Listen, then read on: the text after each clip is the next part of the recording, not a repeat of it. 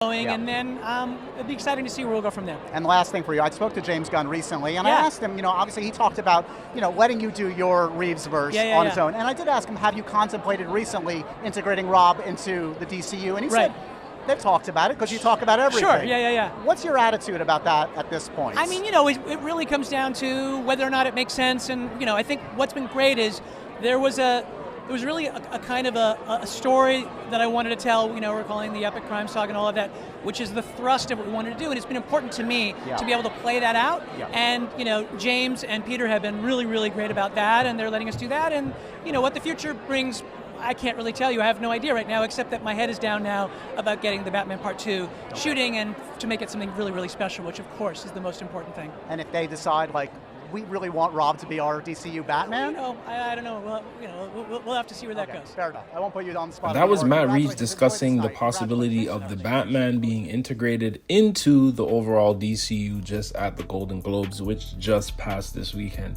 And this is interesting news because in the very beginning, we obviously heard that Batman, Matt Reeves' trilogy will be completely separate from the DCU and what James Gunn is doing. And honestly, it's probably the best thing for both series to remain separate, because I think that keeping Batman isolated to its own storyline is ideal, and you wouldn't want to risk complicating things and ruining what you already have, integrating it into an already established universe that's going for a bigger overall story compared to what Batman's contained storyline to Gotham and all the crazy elements in Gotham City would be. The DCEU began in 2013 with Man of Steel, and while I still enjoyed the film, I understand the issues that many people did have with Man of Steel and the sequel, which is Batman vs. Superman. And I did like the extended cut, but at the same time, I understood why people didn't like that film.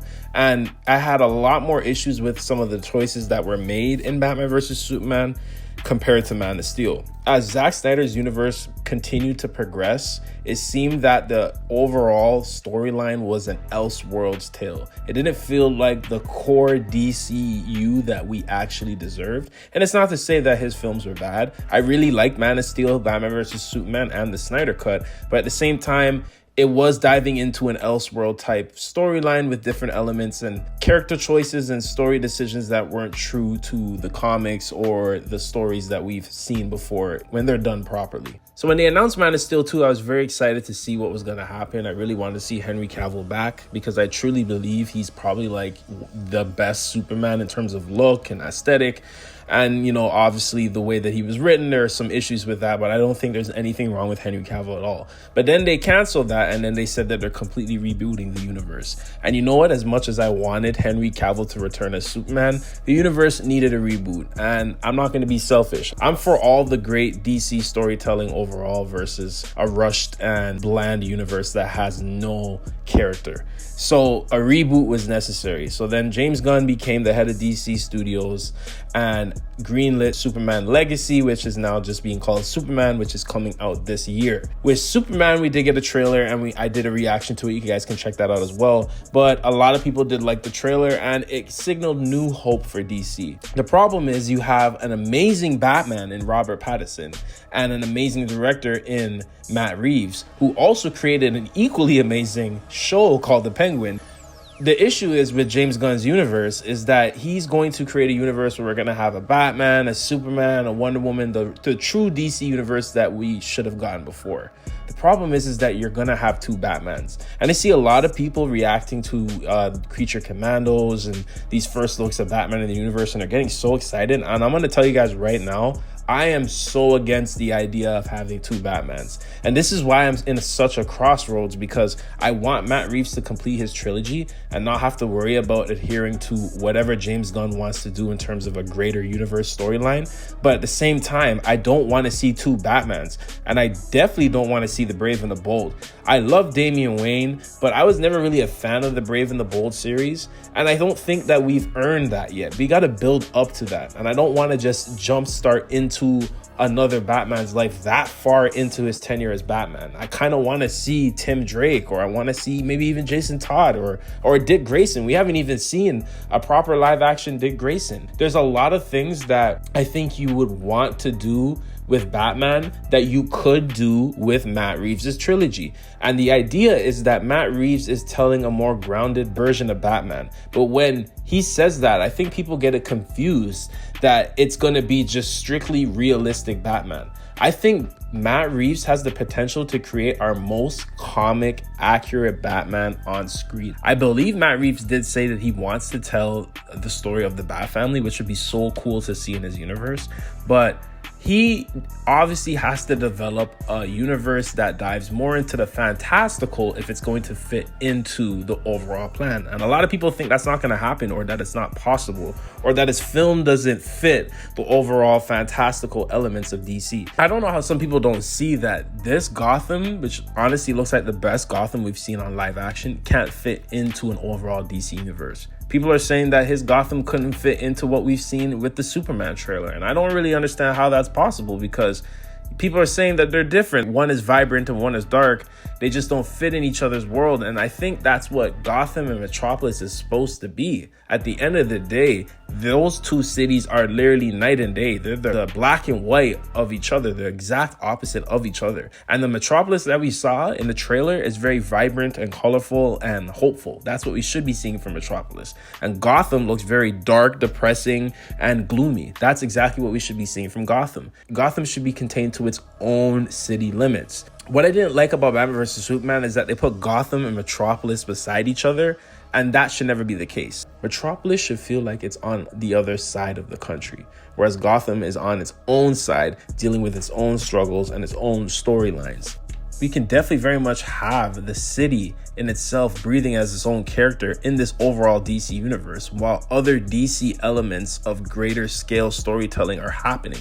Think about it. If the citizens in Gotham are in a city that just got bombed by the Riddler and it's flooded and people are dying, and now the Falcone family is having a war with the Penguin and all this craziness is happening, so many people are dying, they're focused on their own issues. If Superman is fighting aliens in the sky in another city, that's for Superman and for him to deal with, right? The people of Gotham do not really have to be paying attention to that. And you just have to give slight references to Superman and other characters existing in the sequel of the film. You don't have to show them. I think the best thing for them to do is to figure out how to build the Batman 2, Superman, and its eventual sequels separately before bringing them together. They shouldn't see each other at all for their entire series. I think Superman should maybe have his first instances with the Justice League or other members of the team going into his second and third film. And since the whole recent fiasco with the DCEU and the Snyder Cut and the original Justice League, I'm all for not seeing a Justice League movie for another 10 years. I think that James Gunn has a lot of potential with his universe. He does have me concerned with greenlighting a lot of these other projects, where I think his main focus should just be the Trinity. Your main goal right now should be rebuilding faith within DC's core Trinity characters: Batman, Superman, and Wonder Woman. As of right now, you don't have a Batman in your universe. You have a pretty wicked Batman in Robert Pattinson. Let the Batman 2 and 3 and whatever other shows Matt Reeves has planned, let that all flesh out the Batman side of things, where you can continue to build your Superman, where it's a character that will incorporate other DC characters, but just not Batman. And then eventually down the line, maybe 3 to 4 years from now, you cast a Wonder Woman and you do a Wonder Woman film. A lot of these other side projects, I don't really want to see because I don't really care for them right now. I just want you to rebuild faith and hope within your universe based off your main core of characters. And you can keep those films pretty isolated, where Superman will obviously be the character that you can bring up everybody together. And we can see that already with the first Superman film. We're seeing Green Lanterns, we're seeing Hawk Girl, we're seeing a whole bunch of other characters. So we know that that's a film that's going to incorporate a lot of DC large scale, big scale, fantastical elements, because it's bringing in all aspects of the universe.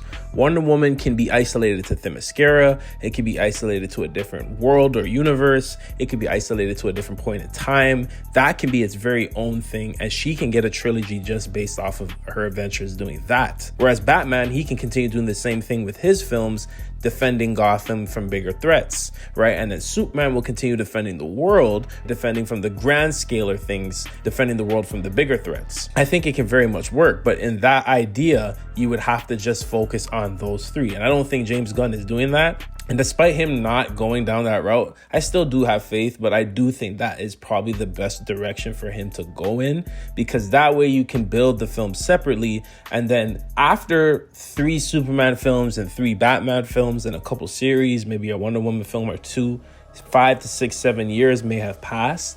Then maybe we could start branching our way to a Justice League or other big DC storylines with big crossover character moments.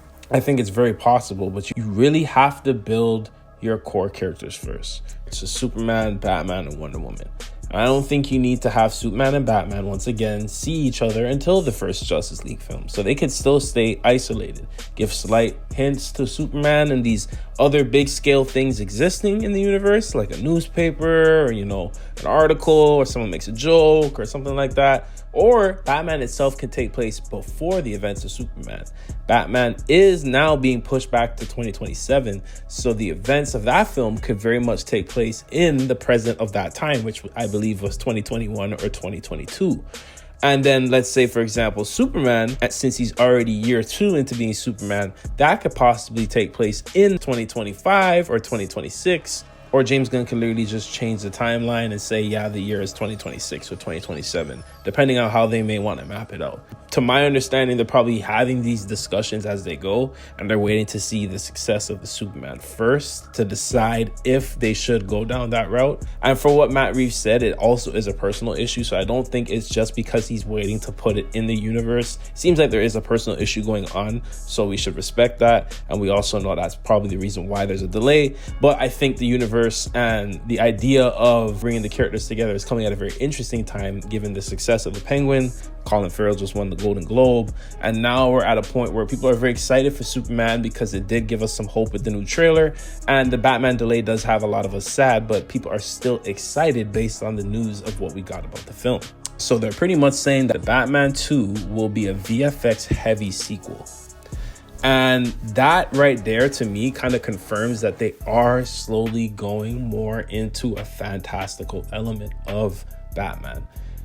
The ideal version of Batman has grounded villains and has fantastical villains as well. Metahumans, he has villains of all sorts. If we're telling the most comic accurate Batman, we're going to have to be able to do that. So that's why I think Robert Pattinson has the potential to get there. We've already seen the Riddler, Catwoman, Joker, Penguin, Falcone in his first film, right? I imagine in the second and third movies, a similar pattern is going to be formed where we're getting multiple villains, branching out multiple more stories, but the scale is going to increase. I don't think we're just going to get low-level human villains for the rest of this entire trilogy. If we're going into a VFX heavy film, then we're going to definitely get more fantastical elements, or at least villains that have abilities or enhancements to the point where a lot of VFX maybe need to be used. Now, a lot of people think that this second film is going to be centered around Mr. Freeze, and I honestly think that that's probably the best thing to do, because the city's flooded currently. The film's supposed to take place exactly after the Batman Part 1, so a lot of people think that would make a lot of sense. Matt Reeves says it's going to be in the winter, so if everything is frozen, the perfect villain to have would be Mr. Freeze. A frozen Gotham would probably be crazy. But then this Matt Reeves article came out today saying that Matt Reeves says he sees the rumors, and he says that you just look at them casually and go like, oh, is that what they think now? Interesting. So to me, I don't know if we're getting Mr. Freeze, because he's definitely seeing the discussions. That's like the number one requested villain. People are saying it's going to probably be Mr. Freeze or Scarecrow, or it could be Clayface, because they did announce the Clayface film. But now I'm thinking that there's some outlier characters that he's probably choosing for this film that we're just not going to see coming. And I'm very excited. I'm just on a whim gonna guess maybe Poison Ivy, which would be so cool to see. Maybe Mad Hatter. There's a lot of characters he can choose from, right? And I think that's the whole point of this second film, is to slowly get ourselves into the fantastical elements of the Batman. And I'm very excited to see what happens. But in my idea, in my playbook, I do think it can work, but they really do need to sit down and discuss these things. Maybe Matt Reeves ends up with a special position in the DCU where he oversees all the Batman projects, where going forward, he's in charge of all the Batman related projects, and he just continues the storyline for the Batman. where eventually maybe 10, 15 years from now, we can get to a Brave and the Bold. Robert Pattinson is going to be 41 by the time Batman Part 2 comes out. So he very much can play this role for another decade or so and age into the older Batman. So I don't see the issue with it.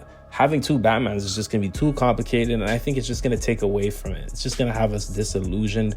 And as much as it would be cool to have its own Batman, I do think we can make it work. I know people are going to be opposed to that, but let's just see what happens. So I know this is a big topic of discussion. You guys let me know what you guys think below. Thank you for watching. Thank you for staying tuned. Thank you for supporting. Check out my previous reaction to the Superman trailer. I hope you guys have a wonderful day. Tell me, I don't want to talk on no selling. You know I got language barriers. There's no accent you can sell me. You're cold and ivory, you know I'm a selfish. The crown is heavy. I pray they ain't my real friends. If not,